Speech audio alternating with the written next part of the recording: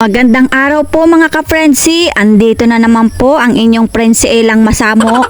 Ako po'y pagbigyan nyo na at ari naman po ay ilang minuto laang. For today's vlog po, tayo po ay magaluto ng kasaba cake. Ay upo, kasaba cake nga ni ang aking alutuin, hindi po kayo nagkakamali ng pandinig. Magaluto po tayo ng kasaba cake na hindi ginamitan ng oven dahil wala naman po talaga tayong oven. Ay syempre, agawan natin yan ng paraan. Sabi nga nila, pag may gusto, may paraan, kung ayaw, maraming dahilan. Ay ari na nga po at nangunguha na ako ng balinghoy, di nila ang po bayari sa tabi ng aking kubo. Ay makamaigi po baya naman ang may tanim at pag nagustuhang magluto ay mabunot na laang. Ay ari po man din yung inasabing pag may isinuksok may madudukot. Ay yun po man din lagi ang inasabi ng mga matatandang masisipag. Kapag po ako'y nagabunot ng balinghoy ay inapalitan ko po uli ng tanim at para po mga ilang buwan ay di may abunutin na uli. Para po baga hindi ubos-ubos ang biyaya, pagkakuha may kapalit. Parang sa tao po yan, pag may naalis may nabalik, ay sana all may nabalik. Ay si Ineng ay talaga namang nahugot na naman.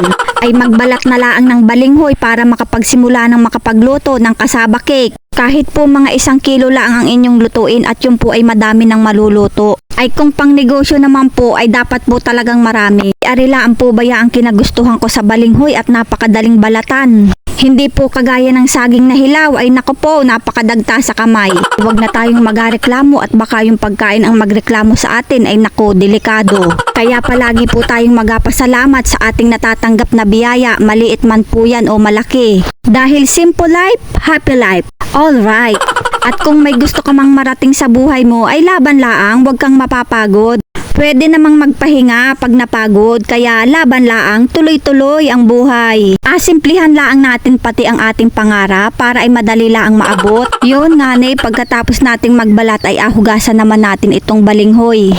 At magasimula na naman tayong magpambuno sa pagyadyad ng balinghoy. Ari po ang magandang gamiting yadyaran at pino po baga. Kaya po kung may yadyaran kayo dyan ng cheese ay mas mainam pong yun ang gamitin ninyo para po baga ay pino. Lalo na po kung kasaba cake ang inyong alutuin para po ay pinong-pino ang ating pagkayadyad. At pagkatapos nga nating magyadyad, tayo naman ay magatanggal ng kaunting katas. Kahit po yan ay hindi pigang-piga, basta po ay mabawasan laang natin ng kaunting katas. At kapag po baga hindi natanggalan ng kaunting katas ay medyo napait po yung ating kasaba cake. Pero yung iba po hindi na po nagatanggal ay pero ako po ay talagang nagpakasigurado na. Para hindi po nasasayang ang luto at sayang din naman po ang alagay nating mga ingredients. Ayos lang pong matrabaho basta po ang akalabasan ng ating niluto ay masarap at hindi mapait. Doon nga pagkatapos nating tanggalan ng kaunting katas ay alagyan na natin ng condensed milk. 1 latang condensed lang po ang nilagay natin dyan. At alagay na rin natin ang gatas na ibap. 1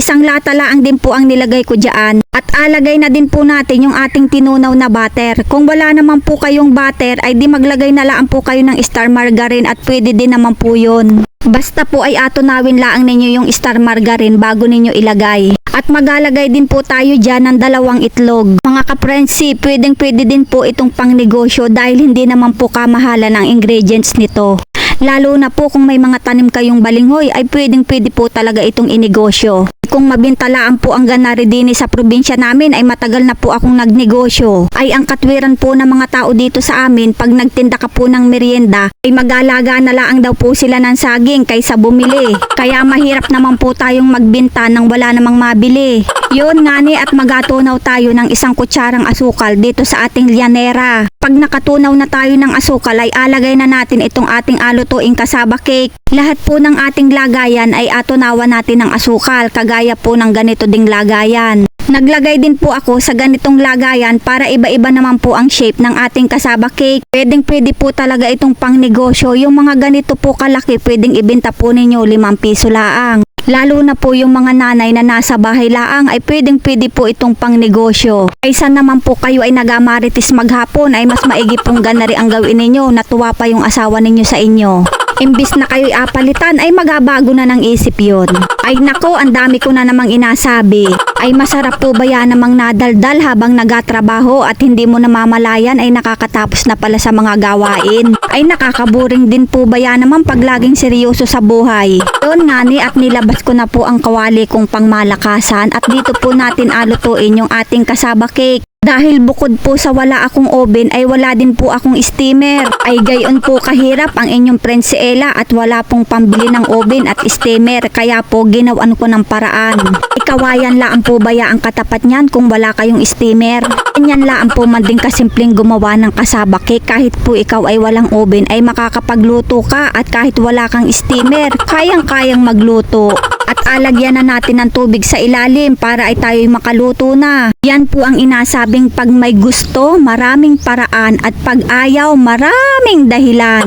Mabilis lang din po itong maluto. Mag-aintay lang po kayo ng mga 1 oras para talaga naman po ay lutong-luto. At yun nga pagkatapos ng 1 oras ay nakaluto din tayo ng kasaba cake. At gayaan lang po ang pagtanggal niyan. Pero kung meron po kayong spatula, mas better po na yun po ang inyong gamitin. Dahil po yun ay malambot gamitin, hindi po kagaya ng kutsilyo. Pagkatapos nga po nating tanggalin gamit ang kutsilyo ay atin namang abaligtarin.